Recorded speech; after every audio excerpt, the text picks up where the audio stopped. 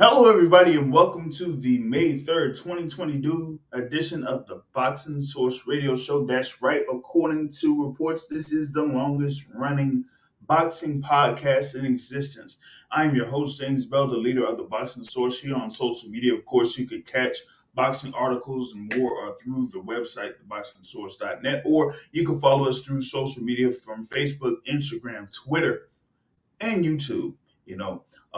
And we got a good number of things to talk about in this particular podcast as we catch up with all of the action that happened over the weekend. As you had great action that was in Madison Square Garden and also at the MGM Grand Garden Arena, right? So we're going to be talking about the main events on there, plus the other action that did take place within those cards. So we will be covering as much as we can within the time that we have allotted. We want to just talk about each of the fights that were showcased and also the stuff in reference to the undercards. So we're gonna get at it and also talk about other news within the sport of boxing over the course of the weekend and the past couple of days. So we will try to get through that as much as possible. But we want to start off with the card that was at Madison Square Garden. And the reason why I wanted to start with the card at Madison Square Garden is because that one was headlined by a historic fight in Madison Square Garden, the first time in the history of Madison Square Garden where you had a combat sports event headlined by two women. Yes, it was for the undisputed lightweight title with Katie Taylor going up against Amanda Serrano.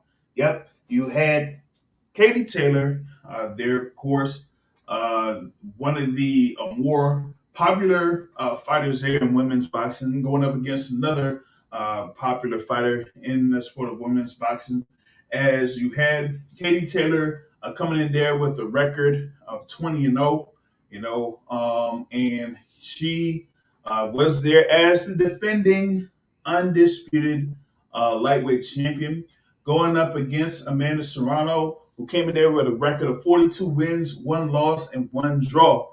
Now, this had basically been built as the biggest fight in women's boxing, mainly because it was going to be headlining Madison Square Garden. It had, like I said, Katie Taylor as one of the more popular fighters in women's boxing, considered by many as the top pound-for-pound fighter in women's boxing. But also, you go in there with Amanda Serrano.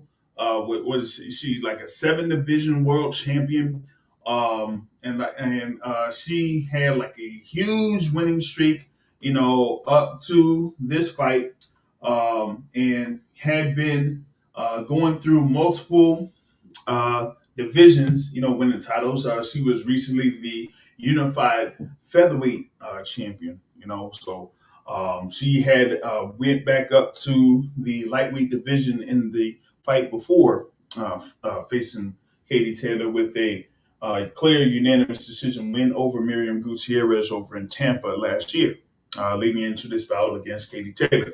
But going into the bout, you had Amanda Serrano with about almost twice as many wins by knockout as the amount of fights that Katie Taylor had. So it was building up to be, a great and awesome fight.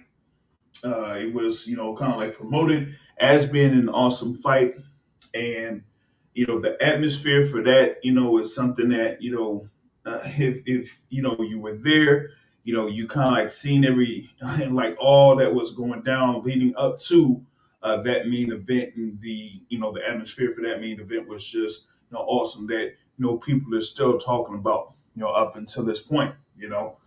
So given that being said, wanted to kind of like break this down as you had Katie Taylor to be was one that was going to, try to be the quicker fighter, faster fighter, try to, get in with combinations and things like that, while Amanda Serrano was going to attempt to, try to overpower and, try to beat up on Katie Taylor. And in the first few rounds, you pretty much got a sample of that from both fighters. You know, Katie Taylor was able to, try to get in and get one, two or three shots in close quarters when she was within range of Amanda Serrano, while Amanda Serrano was just walking forward, just throwing shots, throwing power shots, throwing shots that looked like she was trying to hurt Katie Taylor, and in the first few rounds, that's what you pretty much got. So it was kind of like tough to score those first 3 rounds or so between those two combatants. And then it was still like, an action fight. You really didn't have that many clinches where, referee Michael Griffin would have been, that involved in this particular bout, especially early in the fight, But then after, a while, you saw Amanda Serrano pretty much like getting her groove a little bit. Stay with her pursuit, stay having, a front foot forward, moving forward, backing up Katie Taylor, getting in there with some good power shots, and seeing if she could, eventually break her down. And there was like one point, in midway between this particular fight where it looked like Amanda Serrano was really going to beat down Katie Taylor, and that you were pretty much you were fairly close. I mean, fairly close to having that fight stop. You know, uh, uh, it just looked like it was, very bad situation there for Katie Taylor. You seen that, she was, cut, was bleeding, was, visibly hurt, you know, um, and I'm still, trying to figure out how she was not, knocked down in any of those instances there in that particular fight. But especially, in that round where Amanda Serrano was clearly beating up Katie Taylor. Actually, in some considerations, that could have been scored a 10-8 round even without a knockdown because of the way that Amanda Serrano was just dominating that particular round. But around the sixth round or something like that, sixth, seventh round, you still had Amanda Serrano, still trying to get to Katie Taylor, but it wasn't to the point where she was as accurate and sharp with her shots. So it kind of like gave Katie Taylor a chance to get her bearings back a little bit. So that by round 7 and 8, you've seen Katie Taylor getting back into the fight, being more energetic, being able to move a little bit more, being able to throw her shots more and land more shots there than Amanda Serrano. In that, it kind of like got the better of Amanda Serrano at that point. So looked like the momentum of the fight kind of like shifted back to Katie Taylor there within that 7th and 8th round. And so when it got to round 9, with Serrano, she had a lot of momentum going into after those middle rounds. It seemed like the momentum just got back to Katie Taylor, and with that kind of like was a turning point, there live, because when you have someone like Katie Taylor in trouble there, you got to be able to take advantage. And it looked like the energy for Amanda Serrano went down a little bit to kind of like get Katie Taylor back into the fight. And so by round 10, it just seemed like at that point, we didn't really know who was going to have the upper hand in that particular bout. And in round 10, it was just action from, the first second to the last second of round 10. There were multiple instances where both of them were just swinging and landing punches. Near the end of the round, pretty much around like 15 or 10 seconds left in the round, it was very, very close that Katie Taylor could have had one knee go down when she was throwing punches while Amanda Serrano was throwing punches. And I thought that would have been key there if that was going to be a knockdown. But it did go through the full 10 rounds there in that particular bout. And you had the judges with the scorecards there. And you had Benoit Roussel scored about 6 rounds to 4 there in favor of uh, Amanda Serrano, right? And Glenn Feldman scored about 7 rounds to 3 in favor of Katie Taylor. And Guido Cavalieri scored about 6 rounds to 3 in favor of Katie Taylor for her to get the win and stay the undisputed lightweight champion. For me, I mean, I thought it was way too close. I thought it was something where, he could have had the nod to Serrano. Not sure about the thing with Katie Taylor. I think it's more about the first few rounds of the fight, how people scored the first few rounds of the fight to kind of show what the difference would basically be there in that instance. Because if you kind of scored those first 3 rounds in a certain way, that kind of set the tone as to what the tail end of the fight would have been at, as far as who you would have probably favored in that particular bout. So with that being said, I kind of feel like it would have been a toss up, going into that last round.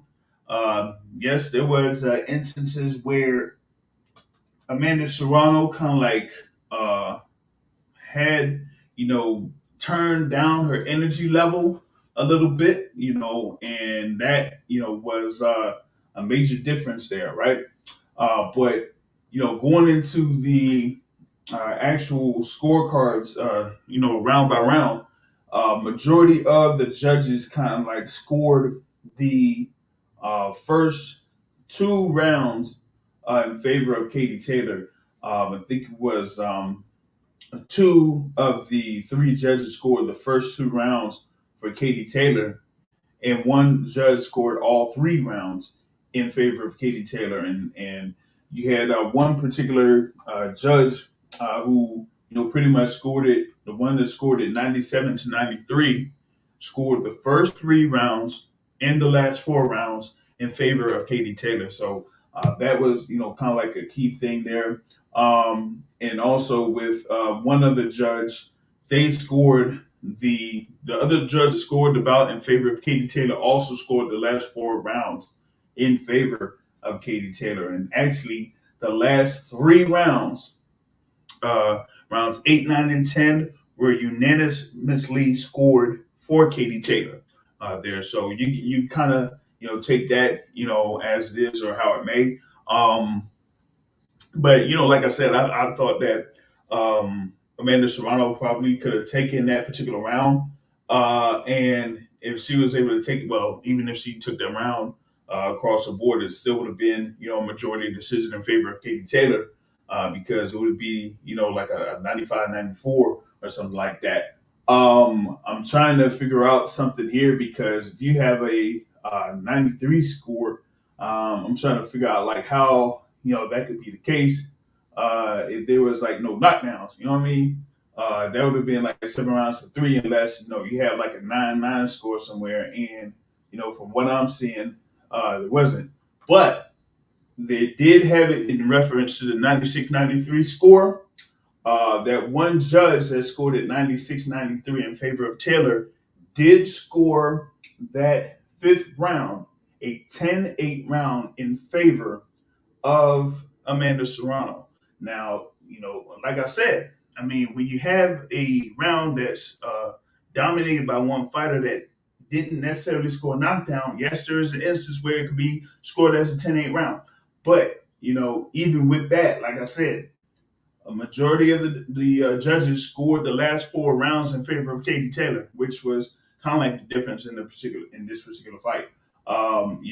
Especially after round 6, where you kind of like seen Katie Taylor kind of like get some of her bearings back, and then from around 7 on, that's when she kind of like shifted the momentum, over in her favor there a little bit before Amanda Serrano kind of like got back in it on the tail end of round 9 and then in round 10. But like I said, Katie Taylor got through that particular fight as the winner. She is still the undisputed lightweight champion. Now is 21-0, and Amanda Serrano falls to a record of 42 wins, 2 losses, and 1 draw. It was very cordial comments between both Katie Taylor and Amanda Serrano in reference to this particular fight. It looks like they feel like they want to do it again, especially with the atmosphere that surrounded this particular bout in Madison Square Garden. They said it was a sellout at Madison Square Garden for this particular fight, which is very good. Actually, that's great, and I think that that may lead to more things there for women's boxing in the near future. But in reference to a rematch between Katie Taylor and Amanda Serrano, it looks like they're trying to have that particular rematch over in the home country for Katie Taylor in Ireland. So we're going to see if that is going to happen sometime later this year. I don't know.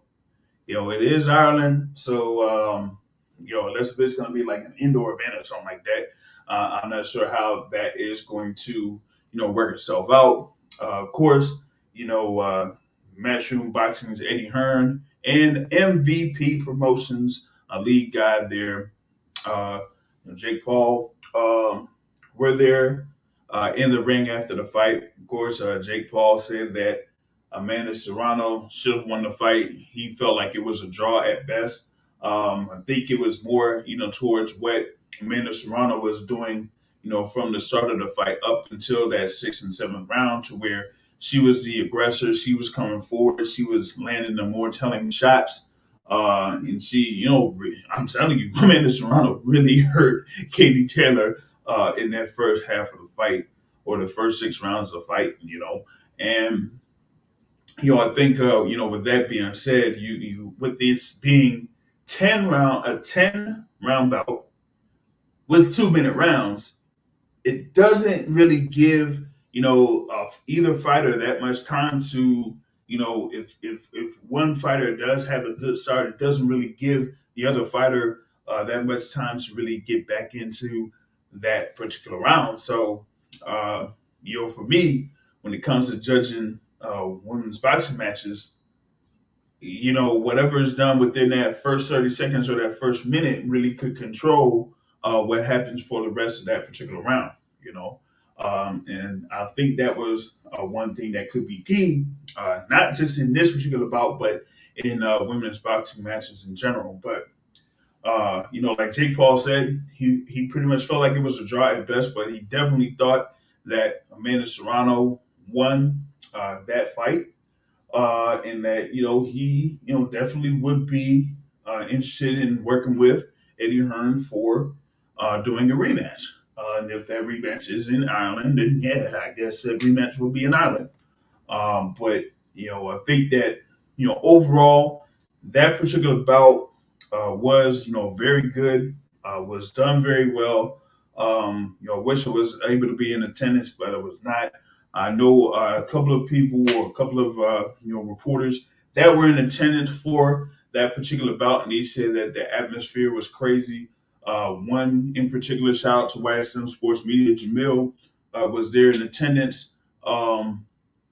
He pretty much felt like it was similar to the atmosphere for that Anthony Joshua Andy Ruiz fight in Madison Square Garden. Was similar to that. There was another reporter that was in attendance at Madison Square Garden, but that person shall not be named in this particular podcast because of a certain thing that he did while he was at Madison Square Garden. And I'm telling you, that person better not come into the live podcast, or he will get cursed out on the live podcast. But that's a whole nother story right there. Okay. But given that, like I said, overall, that was a very, very, very good event there at Madison Square Garden. You had a lot of, star celebrities that were in attendance. You had a lot of boxers that were in attendance there. Clarissa Shields was there. Um, you know, Michaela May was there. Alicia Baumgartner was there. Raquel Miller was there. I think Christian Martin was in there.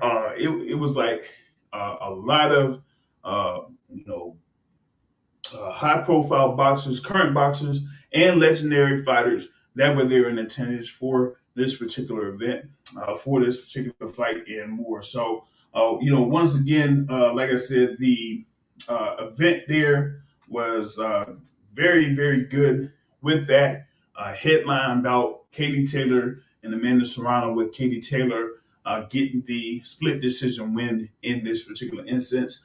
Now, I mean, one thing I would kind of like say is, if some people could compare this particular bout between Taylor and Serrano similar to that first bout that Katie Taylor had with Delphine Persoon in the same arena. Now, Katie Taylor in that particular bout, to me, it was dear alive for that one. Looked like she was pretty much in the lead. She was boxing very well, scoring well against Delphine Persoon. But in the second half of the fight, you had Delphine Persoon really get to Katie Taylor and land a good amount of shots on Katie Taylor in that particular bout. But by the end of that fight, the judges scored that bout in favor of Katie Taylor. But there were a good amount of people that were there in attendance live and those that were watching that felt like Delphine Persoon should have been the one that should have had her hand raised in victory in that particular bout.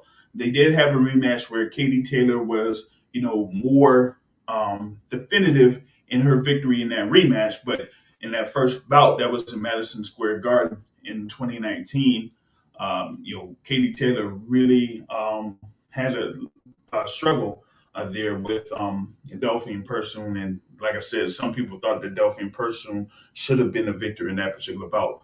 But, in comparison to this bout against Amanda Serrano, hey, maybe you had, even more people that could have had it in favor of Amanda Serrano in this bout because, yeah, Katie Taylor was really getting beat up in that particular bout, especially in that sixth round. It was like, oof, yeah, like I'm telling you, when it was like coming from round 4 to round 6, it looked like Katie Taylor was really getting beat up in that bout. And I thought that, would have been something there where Michael Griffin would have stopped that bout. Like I said, actually, Michael Griffin is a fairly notable uh, referee because that is the same referee that was in the ring for the first bout between Anthony Joshua and Andy Ruiz. And he was the one that made the call to put a stop to the bout for Andy Ruiz to win at the time the Unified Heavyweight Championships over Anthony Joshua. And so it looked like here he had that instance where he had to make the call of, is he going to stop the bout for Amanda Serrano to defeat Katie Taylor? Yeah, there was no knockdowns in that particular round, but you just seemed like Serrano really beating up Katie Taylor in that particular instance, and it looked like Taylor was gassed, just really could move that well, wasn't very defensive, was taking a lot of serious shots, and it just, looked like it would have been, over there for Katie Taylor. But, on that note, right, there was also this other thing here with this particular fight or leading into the fight where, in the build up, Amanda Serrano kind of like threw out the idea of, hey, let's see if we can have 3-minute rounds in this bout. And maybe if there were 3-minute rounds, who knows what would have happened. But at the same token, from a professional standpoint, if you're going to have these fights be at 3-minute rounds or 12 rounds, then you're going to have to come up with 3-minute or 12-round money for these fighters. That's the whole other thing there that, we got to consider. So, with that being said, I mean, maybe that could be discussed in the future as far as like future fights in women's boxing. Do they want to go ahead and have either 3-minute rounds or have 12 rounds in consideration for world championship bouts? But, like I was saying, I mean, it was a very, very good bout. And I think I'm kind of like selling it short, mainly probably because I wasn't able to attend it live. Yeah, I'm still kind of like mad about that here days later. But it's man, I'll be like so busy, man. I'll just be straight up. I'm real busy, and that's like the last weekend of the month, and a whole lot of stuff happens the last weekend of the month, and I could have been in one of three different locations for that day, and so I ended up choosing one. Um, but with that being said, I wanted to get more into that fight card. I know that there was a co-feature bout there with Liam Beefy Smith going up against Jesse Vargas. There in the 154-pound division. Liam Smith came in there with a record of 30 wins, 3 losses, and 1 draw. Jesse Vargas came in there with a record of 29 wins, 3 losses, and 2 draws. Vargas, had been on either the short end of the stick in his previous fight that he had against Mikey Garcia. That was over 2 years ago, over in the Dallas area in Frisco, Texas. But leading into that bout against Liam Smith, he had 1 win, 1 loss, and 2 draws in his previous 4 fights. And then, of course, Liam Smith, he had been a guy that was a world champion there in the 154-pound division. Did lose the WBO belt to Canelo Alvarez back in 2016. Had a couple of wins over Liam Williams, but also did lose to Jaime Magia there for that same WBO belt back in 2018, and had a couple of fights where he was able to string some wins before losing to Magomed Kurbanov over in Ekaterinburg, Russia, right? And then he had that domestic dust up against Anthony Fowler, where he pretty much looked very, good in the tail end of that fight up until the stoppage that he was able to score against Anthony Fowler. And then he had this bout here against Jesse Vargas. And in this bout against Jesse Vargas, he looked, pretty good there, and was able to hurt Jesse Vargas to the point where Steve Willis, shout out to Steve Willis, is one of the favorite referees. It had that thing where it was a stoppage victory in favor of Liam Smith, and that was for a minor version of a super welterweight title that kind of like could put Liam Smith in the mix as far as like the 154-pound division, but you know how things are when it comes to 154. You do have the undisputed world title fight that's coming up on May 14th, the rematch between Mel Charlo and Brian Carlos Castaño. And you also do have the situation with Tim Tszyu as the top rated contender there in the WBO rankings. And of course, you also have Kurbanov, who, like I said, defeated Liam Smith last year. So that, kind of like gets Liam Smith, in the mix a little bit there in the 154-pound rankings, but he would still have to, wait it out if he thinks that he's going to get another world title shot, given that there are, a few guys there in the 154-pound division that, is ranked above him, so to speak. So that's, another thing that, kind of like had there with Liam Smith. And actually, well, I mean, if he was able to not be involved with Matchroom or kind of like be a free agent for one fight, maybe he could have some type of eliminator, so to speak, against Tony Harrison. Tony Harrison, had one great performance in his last bout. Where he definitely showed that he could be back in the 154-pound division with his win over Sergio Garcia a couple weeks back. Um, I mean, I'm not sure if they could try to get something together for Liam Smith versus a Tony Harrison there at 154. I mean, I kind of like doubt that that's in the cards anytime soon. But that's one thing I would kind of like suggest as a potential match for Liam Smith there if he wants to stay up there in the 154-pound rankings.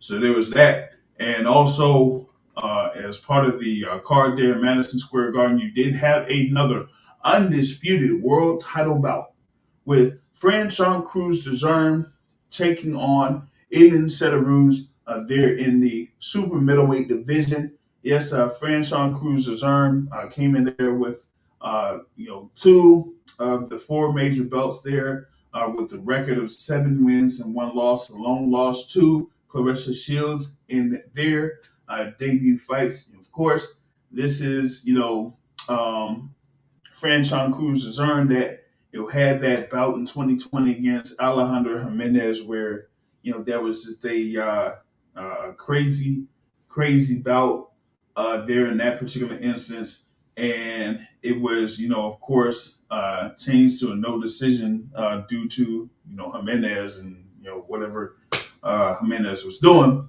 So she came in there with the WBC and WBO belts.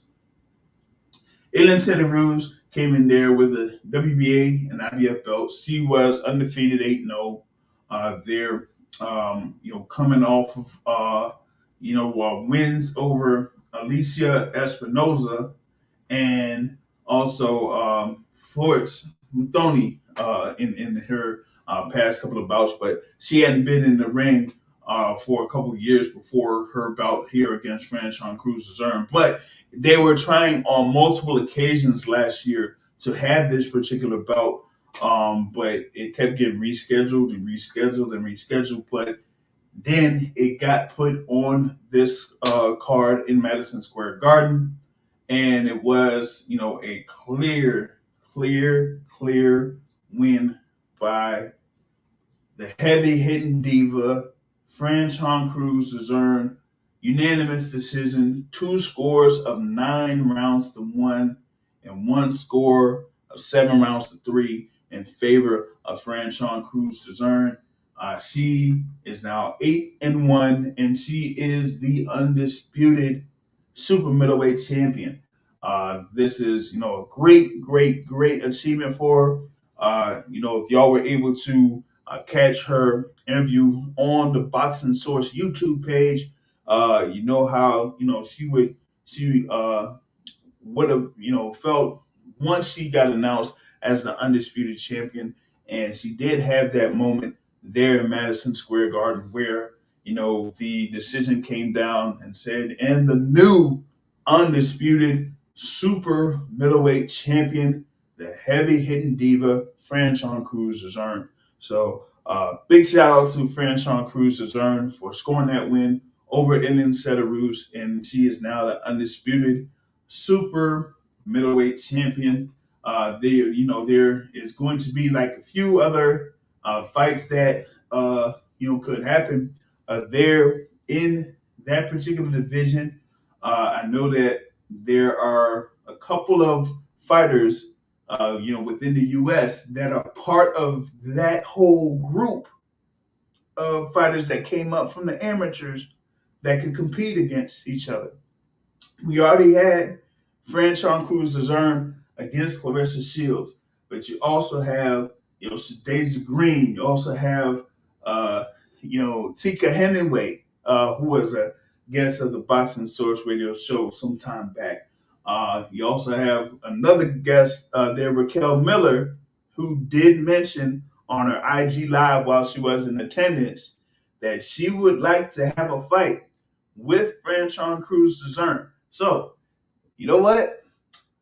We're gonna see if we could try to, make that happen. I'm gonna see if I could get in contact with Raquel Miller to set up an interview or whatnot.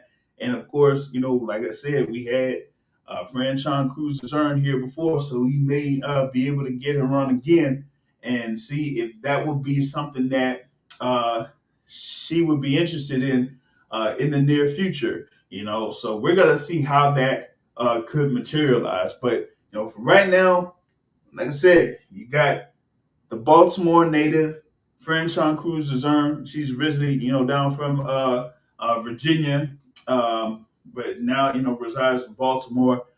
She is now the undisputed super middleweight champion. Of course, shout out to Headbangers Gym. That's where she trains. Majority of the time there. So she, though that crew there over at Headbangers, there has another undisputed world champion there in Franchon Cruz Dezurn. So that is what we got as far as like the major parts of that event in Madison Square Garden. Yes, you did have Austin Ammo Williams get a TKO victory over Chordell Booker in this bout, so he's now 11-0. Galalia 5 stopped Miguel Cartagena in this particular fight card, and also Khalil Cole had a unanimous decision victory there in that particular bout. And Scott Nicholson there in the featherweight division scored a unanimous decision victory over Shaniqua Davis there. So that, kind of like runs down everything that happened there at Madison Square Garden.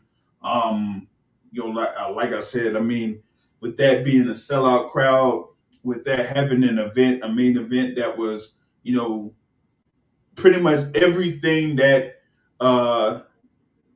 those looking forward to the bout thought it would be, or some people maybe think that it exceeded expectations. That was very, very great for the sport of boxing in general there. And, hopefully we get more big events like that pretty soon. I know that we're going to get more big fights like that in women's boxing real soon in this year. Like I said, you're going to have soon Michaela Mayer versus Alicia Baumgartner. They were supposed to have an announcement for when Clarissa Shields and Savannah Marshall were going to fight, but it didn't necessarily happen yet. So we're still waiting on that announcement when that fight's going to happen. So those are a couple of other bouts that should be in the future here in 2022. And like I said, we may have another fight in that super middleweight division. It could be the first defense for Franchon Cruz Dezurn against Raquel Miller. But we'll see. We'll see how that is going to sort itself out there, in that particular division. As Raquel Miller had been in the middleweight division. She would be coming up to super middleweight in order to face Franchon Cruz Dezurn if that fight does happen. So we're going to see how that would materialize there in the near future. But now we're going to move on. You did have, like I said, another card that was in the MGM Grand Garden Arena in Las Vegas, headlined by the unification bout in the super featherweight division. Oscar Valdez versus Shakur Stevenson. Oscar Valdez coming in there with a record of 30-0. The WBC super featherweight champion. He was a former WBO featherweight champion, going up to 130 pounds and eventually facing Miguel Berchelt, where he scored, one of the strong candidates for knockout of the year in 2021, where he took out Miguel Berchelt to win that WBC super featherweight title. He had, one defense there of that super featherweight title against Robson Consecao. And, some people kind of like know the whole backstory to that particular bout when it comes to Oscar Valdez. But, eventually had this bout against Shakur Stevenson. Shakur Stevenson, 17-0, also former WBO featherweight champion. He was the number one contender for the WBO featherweight championship when Oscar Valdez held the title. But the fight didn't happen at 126. As, like I said, Oscar Valdez moved up to 130. And just found it interesting, that he moves up to 130. Could have been the challenger for the WBO belt, but he chose to go for the WBC belt. And, that's a whole nother story there. Then, with Stevenson, he, has that belt against Joet Gonzalez and wins the, featherweight title. But, when he was supposed to have his first defense of that WBO featherweight title, that was when the whole lockdown stuff happened. He was supposed to fight in the theater in Madison Square Garden, and, whole lockdown stuff happened and everything like that. That was just that was a crazy couple of days there up there in New York. But pretty much had the lockdown, didn't have any boxing, but then he was part of the first card in the bubble at MGM Grand, as he had the win over Felix Caraballo when he went up to 130 pounds, and he had like a few fights after that against Toka Clary, Jeremiah Nakathila, before taking on Jamel Herring in Atlanta for the WBO Super Featherweight Championship, and eventually stopping Jamel Herring within 10 rounds to win that WBO Super Featherweight title. And that first defense was a bout against Oscar Valdez, which he had been pursuing since both of them were at 126 pounds. And oh man, you nearly saw a masterclass in that one. You nearly saw a masterclass in that one. It was something where, Oscar Valdez didn't really have much of a shot. Stevenson was too big, too fast, too strong. We knew about his defense, but it was more about his offense and how he was controlling the fight, controlling the distance, using his jab on multiple occasions, kind of like sharpshooting in a sense from his southpaw stance. Throwing the right jab whenever he wanted to, whenever he had range, threw it upstairs, threw it downstairs. When he was on the inside, scored whenever he needed to score, got out of the pocket, didn't really give Oscar Valdez much of a chance to get himself going. And Valdez, only was able to, land one punch at a time there against Shakur Stevenson. Was he able to land a couple of good shots on Stevenson? Yes. But nothing to where Stevenson was in, that much trouble. And, midway through the fight, you did see Oscar Valdez get knocked down in the 6th round. And it was more about, okay, is it going to be to a point where Shakur Stevenson is going to stop Oscar Valdez? But it didn't necessarily happen. Stevenson kind of calmed things down, took his time, in the tail half of the fight. It was reported that he may have hurt his hand during the bout, so that's maybe why he didn't step it up from an offensive perspective. But from a defensive side, you really didn't see much where Valdez could have had Shakur Stevenson in trouble. There was no way that Oscar Valdez could cut off the ring against Shakur Stevenson. Shakur Stevenson was having the advantage when he was on the front foot and when he was on the back foot. And you didn't see where Oscar Valdez could get to an instance where he could actually do some damage on Shakur Stevenson. And, for some, it just felt like it was where Oscar Valdez just didn't look very well to some people. Now, I know that after the fight, Shakur Stevenson gave Oscar Valdez a lot of props. I mean, this is a guy, Oscar Valdez, that did hold the world title at featherweight, since Shakur Stevenson's debut. So, you got to tip your hat off to Oscar Valdez for that. But, as they say in boxing, there's levels to this. And Shakur Stevenson was just at a completely different level up there in the ring against Oscar Valdez.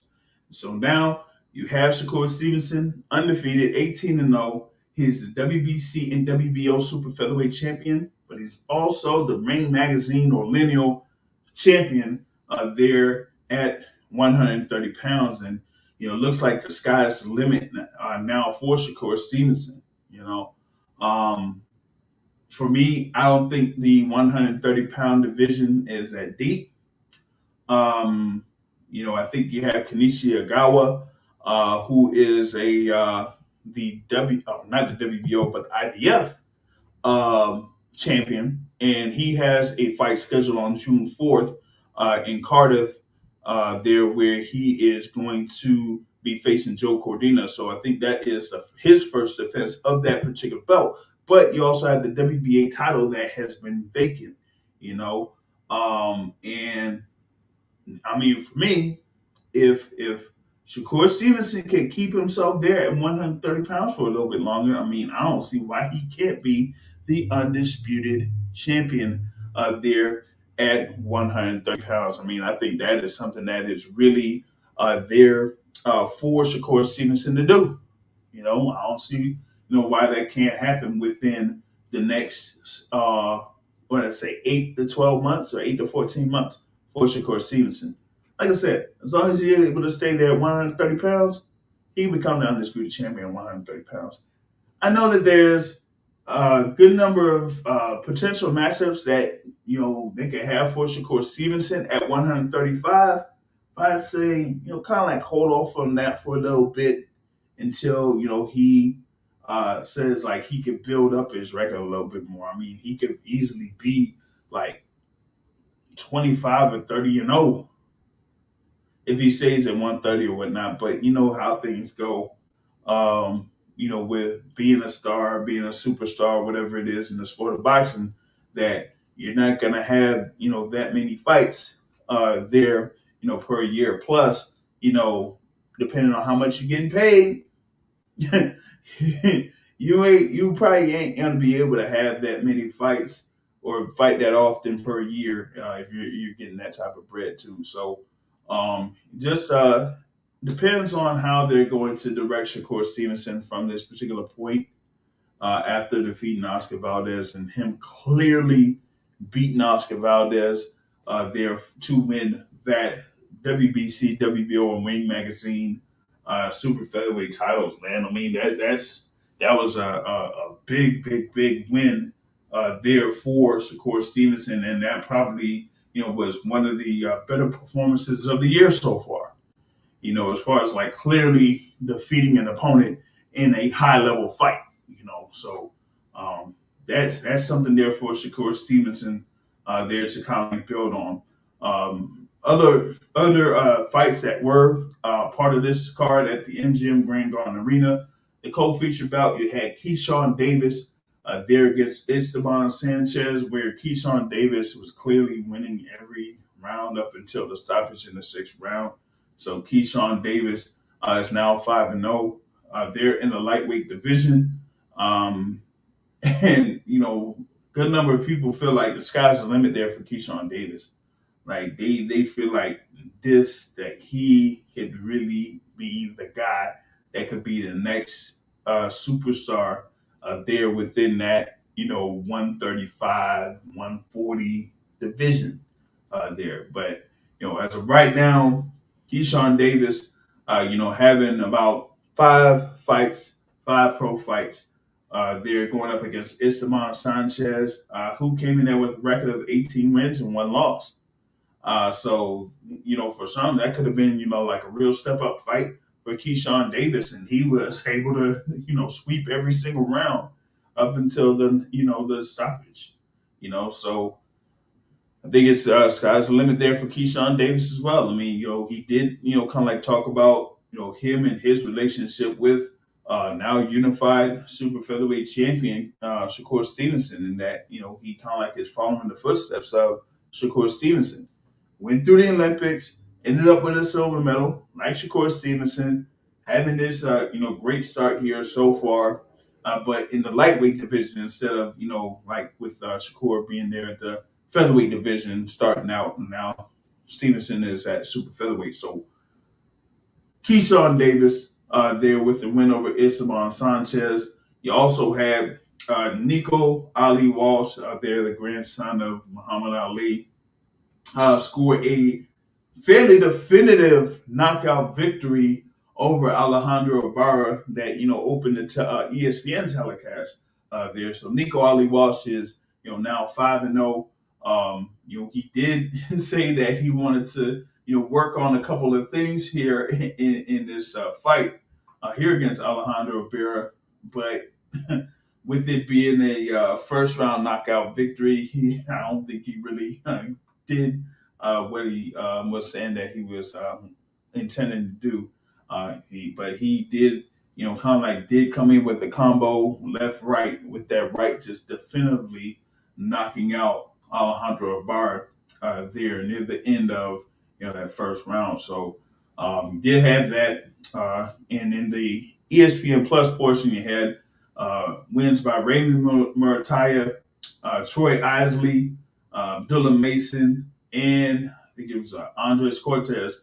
And the fight between Antoine Cobb and Jalen Phillips ended up in a majority draw. So that is that entire card there for the MGM Grand Garden Arena in Las Vegas. And yes, I could have been in that event as well, but I had other engagements for that weekend that I had to cover. So I was able to, basically do that while all of this action did happen in New York and Las Vegas. But that kind of like covers everything that happened on Saturday.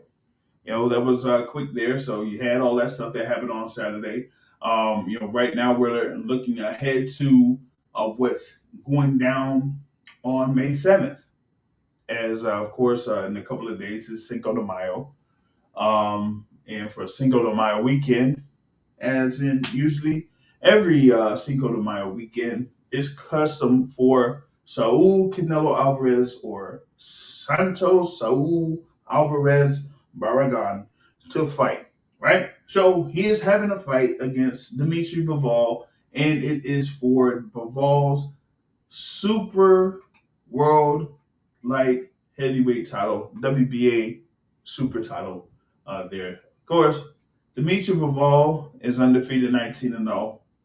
Canelo Alvarez with a record of 57 wins, 1 loss, and 2 draws. Canelo Alvarez being considered by many as the top pound-for-pound fighter in the sport, the most famous or the most popular fighter in the sport, going up against Dimitri Bivol. Now, of course, Canelo Alvarez is, last year was able to become the undisputed super middleweight champion, and now he's going up to 175 once again to see if he could win the world title. He did defeat Sergey Kovalev for that WBO version of the 175-pound title a few years back, and was able to, knock out Sergey Kovalev. But in that particular bout, he through 10 rounds, he had 6 rounds to 4 advantage over Sergey Kovalev, and one judge had it even. But Sergey Kovalev was able to work the jab, fairly well, especially in the early part of the fight before Canelo kind of like got his bearings back and, started to work to the body and everything like that, and be very sharp. But, there are people, there's a growing crowd that feel like Dimitri Bivol could be the guy that might give Canelo Alvarez some real trouble. Bivol, like I said, is 19-0, and he is a very good fighter, a very good boxer.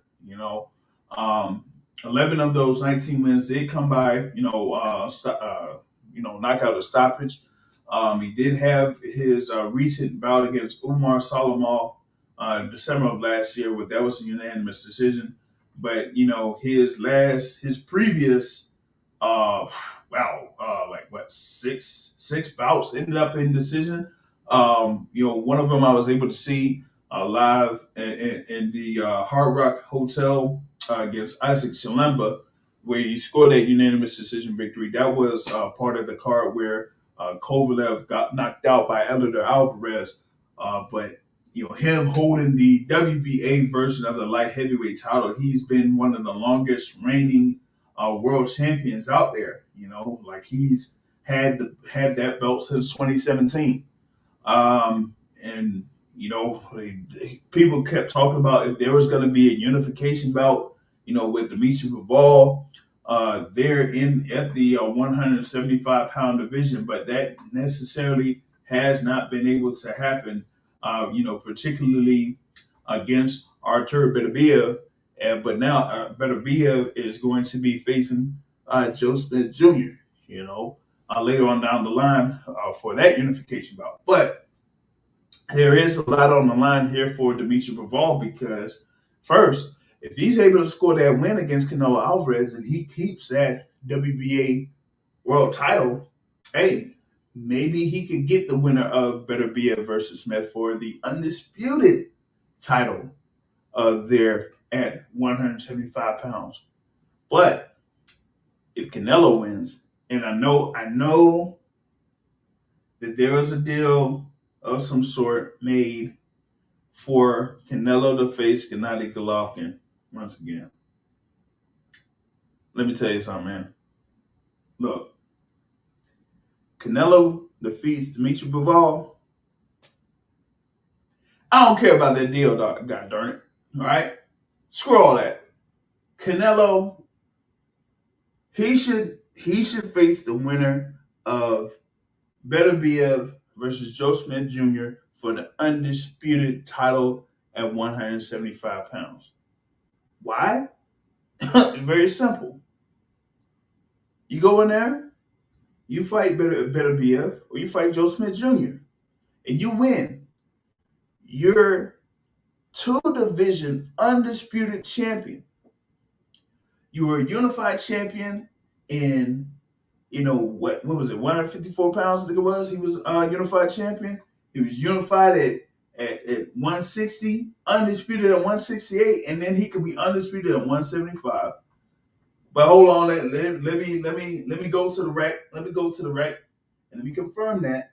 Yes, he had been, of course, unified at 154, with his win over Austin Trout before losing it to Floyd Mayweather. And he hasn't lost since, and he was able to become the unified champion at middleweight with his win over Gennady Golovkin.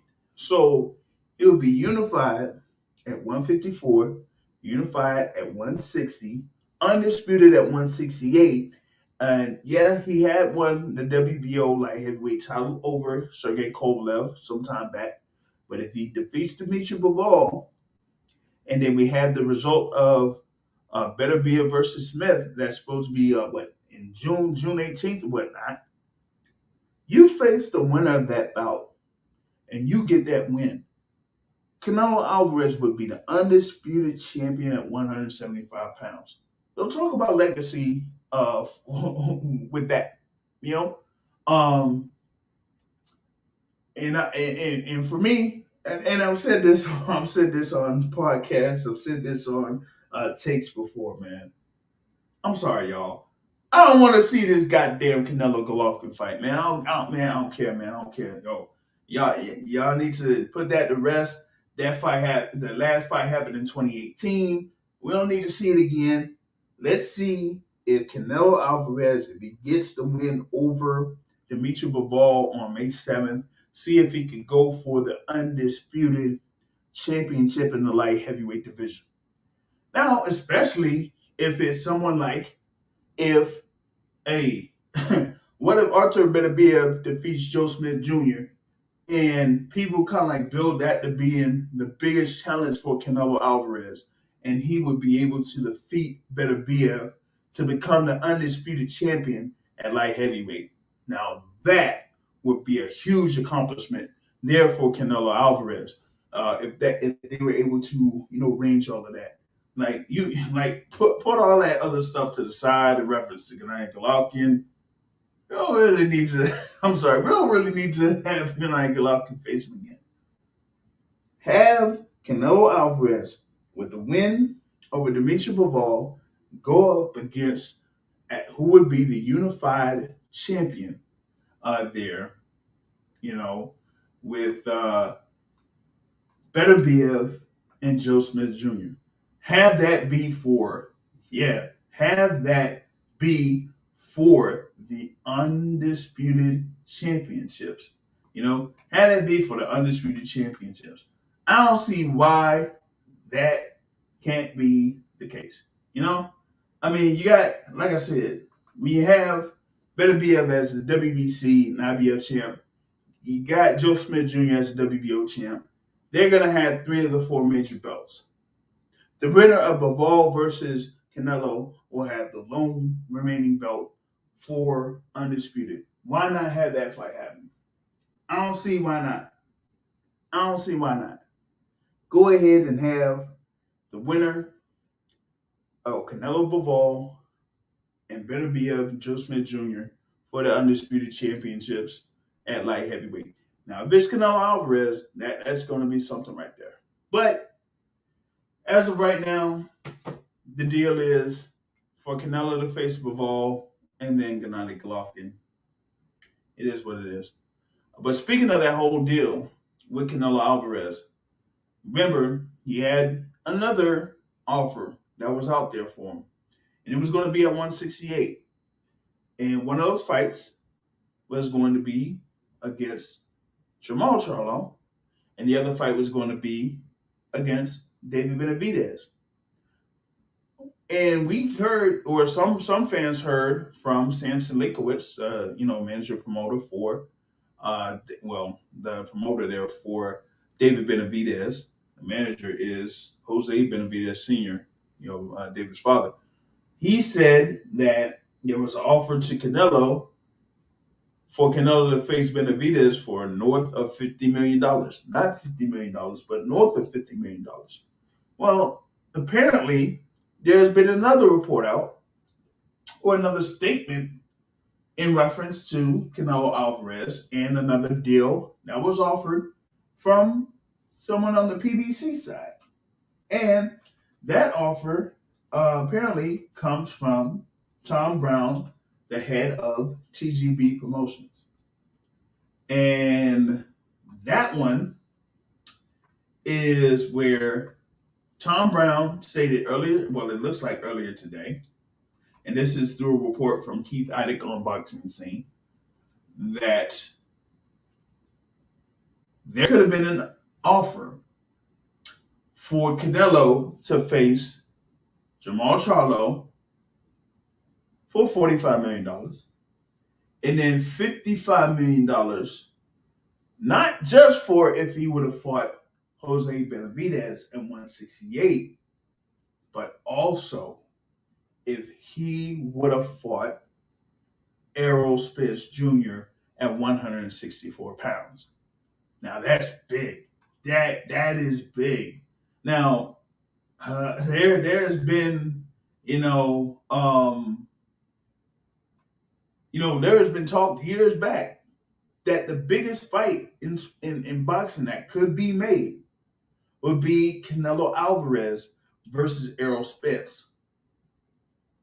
And to see like something like this where it could have been offered where Canelo could have earned $55 million guarantee to fight Errol Spence at a catch weight of 164 pounds, that would have been something. Now, people are saying, oh my gosh, what? Man, they could have had Errol Spence go up to 164 pounds to fight Canelo Alvarez? What are they doing? Well, y'all must have forgot that a few years back, Errol Spence was getting down to 147 pounds while he was walking around at 180 plus. So, hey, if he's able to keep his diet right and, kind of like stay at a good weight around like 170 or something like that, 172, he could do something at 164 pounds. So you could have had a fight between Canelo Alvarez and Errol Spence Jr. at 164. And yeah, I know that all the big fights usually happen in Las Vegas. But imagine if you would have had Canelo Alvarez versus Errol Spence Jr. in AT&T Stadium. And this time, they would have opened the entire stadium. And this time, they wouldn't have them tickets be, what I would say, quote unquote, affordable or whatever it is. They would kind of like be nearing Vegas prices. And people would have still came and saw that fight live. Like, I know that people are talking about with the Errol Spence Jr. and Terrence Crawford thing trying to materialize. And I'm here to tell you, I thought that it was going to materialize, but it's just something not quite coming together with that. But if it would have had something where, Canelo Alvarez versus Errol Spence Jr., that would have been huge. But going into what Tom Brown had said, he gave props to Eddie Reynoso for being manager of the year and getting Canelo the paydays there for him with the least risk. That's what Tom Brown was saying. He said that Eddie Reynoso had Canelo taking the least risk for the most reward. And because he had a chance to fight the reigning world champion at 160 pounds in Charlo, and he also had a chance to fight an undefeated two-time former 168-pound champion in Benavidez, or he could have fought the reigning welterweight champion. It was going to be overall a $100 million deal, And like I said, I did, kind of like mention the whole thing with what Simpson Likowitz was saying about the Benavidez fight. But still, having, the two-fight deal that would have been $100 million for Canelo Alvarez, for him to face, Charlo and, either Benavidez and now Errol Spence, that would be huge. That would have been huge, and that's something that, I kind of like say, hey, they probably could have had Canelo versus Spence at AT&T Stadium. If they would have had something like that this year, oh my goodness, that would have been huge. That would have been huge. But as we know, Canelo Alvarez is having his fight against Dezurn-Cederoos, and apparently he's going to have his fight with Gennady Golovkin. But like I said, if he beats Dezurn-Cederoos, and he is the WBA super champion and light heavyweight, he should go ahead and fight for the undisputed championship at 175 pounds. I don't see why not. I don't see what the point is of facing Gennady Golovkin once again, whether it's at 168 or catch weight or any type of weight. Go for all the belts at 175 pounds. That's if he ends up beating Dezurn-Cederoos on May 7th, Cinco de Mayo weekend. That will be there over in Las Vegas. Oops, my bad. Las Vegas, Nevada, at T-Mobile Arena. So there's that. The other thing is, I wanted to jump on was this whole back and forth between unified welterweight champion Errol Spence Jr. and the WBO welterweight champion Terrence Crawford. They've been going back and forth on Twitter. Crawford's like, was talking trash. Errol Spence is like, he had the quote of, hey, look, hey, 38-1 isn't a bad record. Seeing as they're trying to incline that the fight between Spence and Crawford would be next. And, Errol Spence also brought up the record of the trainer and manager for Terrence Crawford, Mr. Brian Bomac McIntyre, who's been another guest of the Boxing Source at one point, and pretty much like got on him. But after all the back and forth, Errol Spence pretty much said like, "Hey, say no more. and I'm going to keep myself quiet until this fight is signed, which kind of like gives people the inclination that the fight could be next for both fighters. Now, in various conversations, it looked like, Errol Spence, was going to go forward with this fight against Yordenis to see if he could have 3 of the 4 major belts, and then have Terrence Crawford go ahead and face somebody in the interim before having those two guys fight each other. But now it looks like the plan could be that Terrence Crawford could go right into a fight there against Errol Spence. Now that would be big. Now, my thing would be, or my question would be, if that's going to be the case, when is that fight going to happen? Is it going to happen in August? Is it going to happen in September?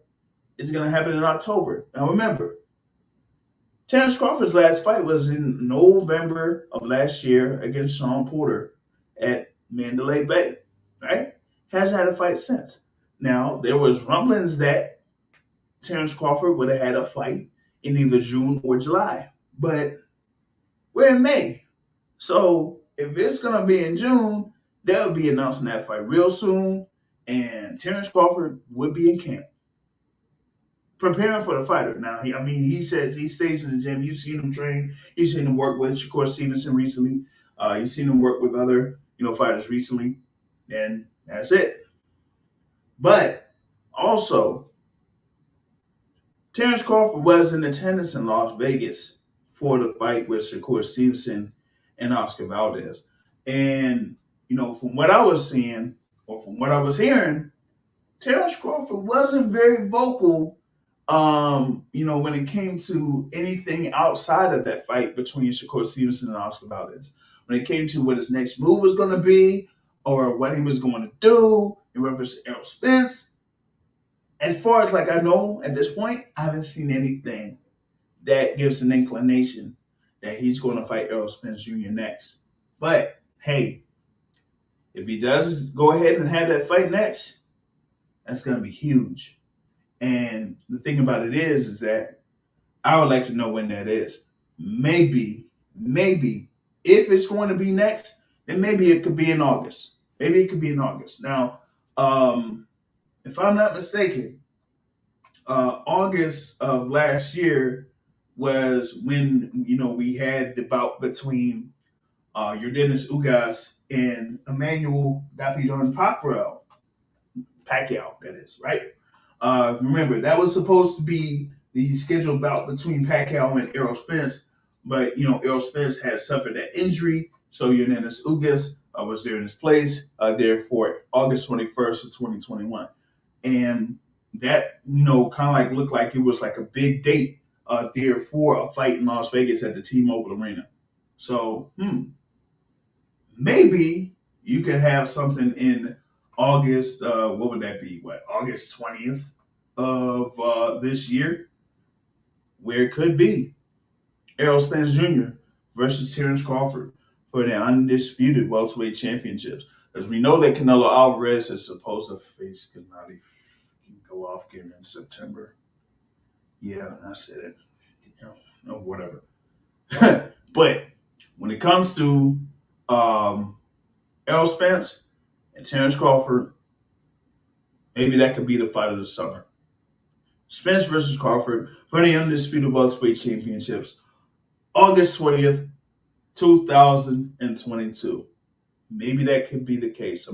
Remember, Errol Spence, could have had that big moment in summer of 2021 against Manny Pacquiao, and due to the eye injury, he was not able to have that.